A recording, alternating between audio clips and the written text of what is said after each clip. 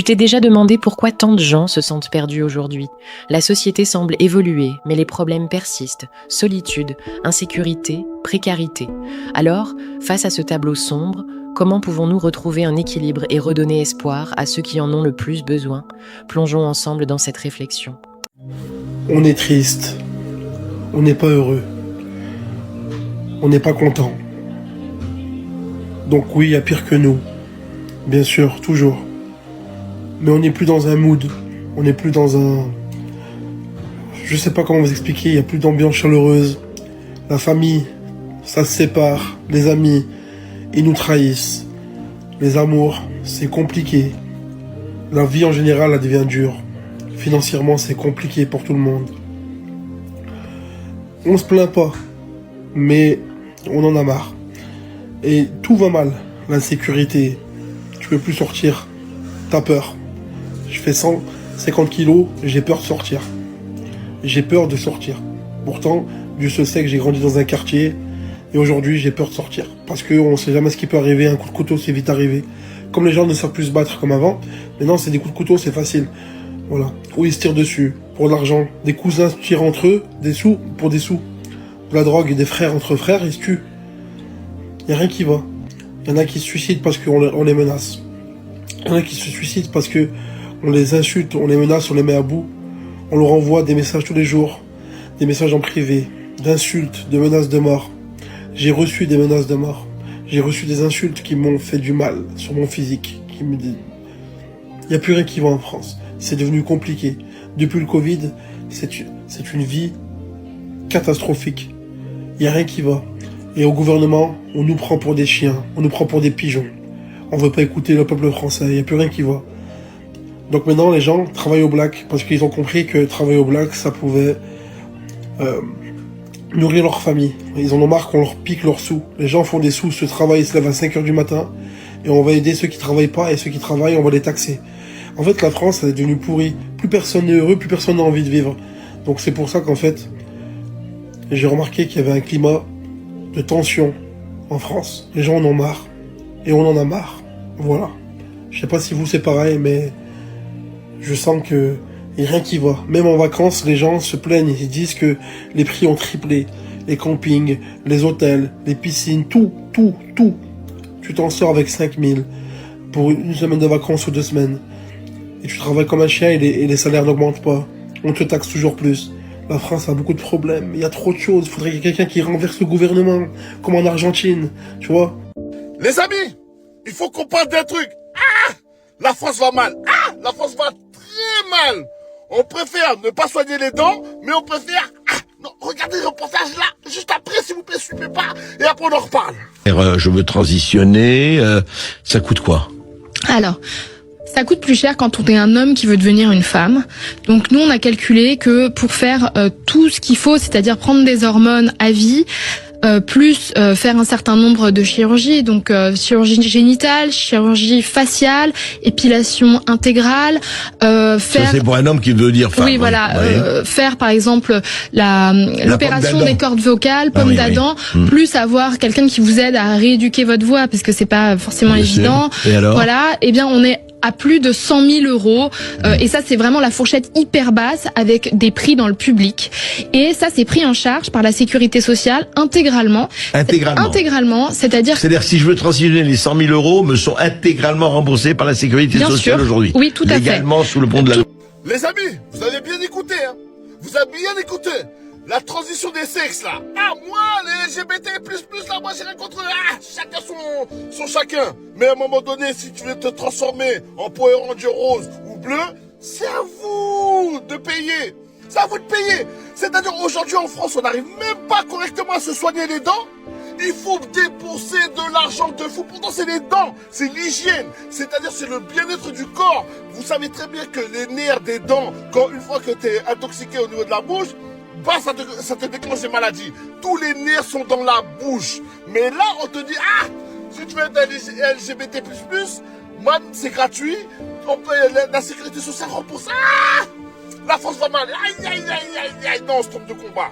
Tu vois, ils veulent se transformer en Power Ranger. C'est leur dos. Tu vois ce que je suis né dans le mauvais corps. Je sais, ah, ils vont me tomber dessus. Ah, j'ai pas fait de la haine aux violences. C'est pour vous dire, si vous voulez vous transformer en Power Ranger rose ou en Power Ranger bleu, il faut financer vous-même le bail. Comme ça au moins. Mais là, les dents, on n'arrive même pas à se faire soigner les dents correctement. Il y a des services au niveau de la sécurité sociale qui ne sont même pas pris en charge. C'est nous de débourser, tu vois, le minima. Donc, c'est-à-dire qu'en fait, l'argent que nous on paye en plus, ça va là-bas. Ah, les Power Rangers. Quand même, payez vous-même. Allez en Belgique ou en Suisse, c'est moins cher. La France, 100 000 € est pris en charge. Oh, I am very shocking, you know. I am very shocking, you know. Non, off. Dans la première partie, on ressent un profond désespoir face à une société en crise où tout semble s'effondrer, de l'insécurité aux trahisons personnelles, sans oublier les difficultés financières. Cela soulève de sérieuses questions sur la capacité du système à répondre aux besoins essentiels des citoyens. Dans la deuxième partie, on va explorer comment cette spirale négative continue d'affecter le quotidien des Français et ce qui pourrait être fait pour renverser la tendance. Notre France, elle va mal, hein. Elle va très très mal. Ça me fait mal au cœur, Tous les jours, c'est une mauvaise nouvelle. Ça me rend malade de savoir que dans ce si beau pays, dans ces si beaux endroits, dans cet endroit qui est incroyable, la France, dès que tu fais quelque chose, on est emmerdé. Et ça, j'en parle parce qu'il y a plein de gens qui disent ouais, la belle vie. Mais oui, je suis content de faire ce que j'aime. Je suis heureux tous les jours. Je me lève en me disant c'est incroyable ce que je vis. Mais on est emmerdé tous les jours. Tous les jours, tu vois bien. T'as 3 intellectuels de renom qui viennent, ils essayent de braquer le magasin, l'autre ils sont en train de raconter leur vie, il essaye de passer son T-Max.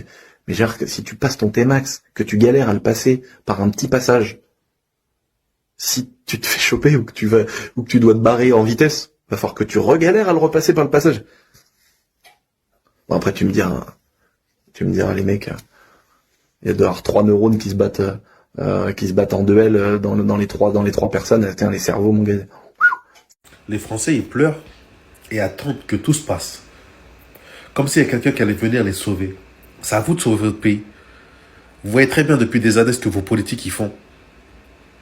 Sa politique extérieure ou intérieure. Et la haine que les gens ont envers les Français à cause de vos politiques. De plus en plus de Français pauvres.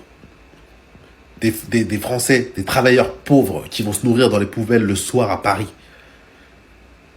Des Français qui dorment dans leur voiture alors qu'ils sont en CDI. Parce qu'ils ne peuvent pas obtenir de logement ou les logements sont trop chers. On a trop normalisé le fait d'engraisser les riches, les ultra riches, nos politiques qui nous chient dessus, qui vous disent qu'ils vont repousser encore la retraite encore plus tard qu'elle ne l'est déjà. Ils parlent sans cesse des choses qui remplissent pas l'assiette des Français, qui donnent pas espoir aux Français. Ils parlent de la baya, du voile, de l'interdire aux mineurs dans l'espace public. On n'en a rien à foutre de ça. C'est en fait, ils parlent de sujets qui servent à rien. Mais vraiment qui servent à rien, qui n'ont pas changé la vie des Français. Et là, maintenant, on a ce fou furieux, ce va-t-en-guerre qui veut provoquer la Russie, alors qu'il sait qu'il peut rien faire sans les États-Unis. C'est fou, en fait, de pas voir où son pays il va là. Là, la France va droit dans le mur. La France va droit dans le mur et je vois que les Français sont spectateurs. Personne ne se lève, tout le monde a peur, tout le monde pense à demain, tout le monde pense à son patron, à son travail. Mais en fait, ça dépend que de vous d'arrêter tout ça. Ça dépend que de vous. Tant que vous vivez dans la peur et dans le passé, oui, en 1789, on a fait la révolution. Non, aujourd'hui, là, en 2025, où vous êtes? Parce que là, les gars, ça va aller de pire en pire. La France, c'est une entreprise où les ultra-riches matent les pauvres et ils font des lois qui les protègent eux et qui vous appauvrissent. Tous les jours, ils vous disent, oui, les Français, serrez-vous la ceinture. Là, ils ont encore voté une loi où maintenant, on travaille 6 jours sur 7. Aujourd'hui, ils veulent qu'on travaille 12 jours. 12 sur 12. D'affilée. Déjà que là, les Français, ils n'en pouvaient plus. Et là, ils poussent encore le vice. Ils poussent le bouchon encore plus loin. Et personne s'offusque, personne se lève. Les gens disent oui, je vais mettre en arrêt, oui, mais c'est pas possible. Non, c'est pas comme ça, les gars. Si chacun il agit individuellement de son côté, ça va rien changer. Il faut que tout le monde se lève. Il y a un moment donné, stop. C'est vous, vous faites en sorte que cet État continue. C'est vous qui les payez. Sans vous, ils n'existent pas. Ils se prennent des salaires, ils se fatiguent pas, ils sont tous les jours en costard-cravate avec des chauffeurs, des logements de fonction. Ils font des emplois fictifs pour leurs femmes. Leurs enfants, ils sont dans les meilleures universités, les meilleures facs, ils étudient à l'étranger. Vous êtes là, vous serrez la ceinture. Vos enfants, ils sont là. Papa, je veux ce chocolat. Vous savez que vous pouvez pas l'acheter. Mais vous travaillez pourtant. C'est fou d'accepter cette fatalité-là. Les Français, franchement, c'est complètement ouf. Revoyez vos priorités parce que si votre priorité, c'est le voile dans l'espace public, les gars, bah, bon courage. On traverse une période où tout semble aller de travers. Entre instabilité financière, tensions sociales et politiques décevantes, l'avenir paraît incertain.